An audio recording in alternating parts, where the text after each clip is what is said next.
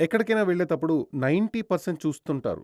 ఒక మంచి కార్యానికి వెళ్ళేటప్పుడు ఇంట్లో నుండి బయలుదేరడానికి ముందు రాహుకాలం చూడాలి.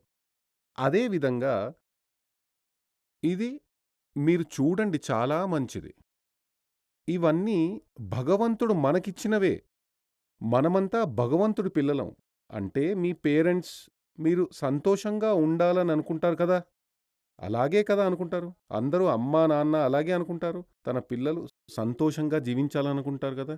ఆయురారోగ్యం, సౌకర్యాలతో జీవించాలి అనే కోరుకుంటారు. అదే విధంగా మనల్ని సృష్టించిన దైవం భూమి మీద మనం సంతోషంగా జీవించాలి. జీవించి, కర్మం చేసి, పుణ్యం సంపాదించుకుని రావాలి అనే కోరుకుంటాడు.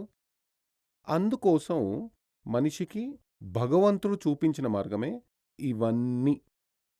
ఈరోజు ఏం చేయవచ్చు, ఈరోజు ఏం చేయకూడదు, ఇలాంటి అన్ని విషయాలు ఇందులో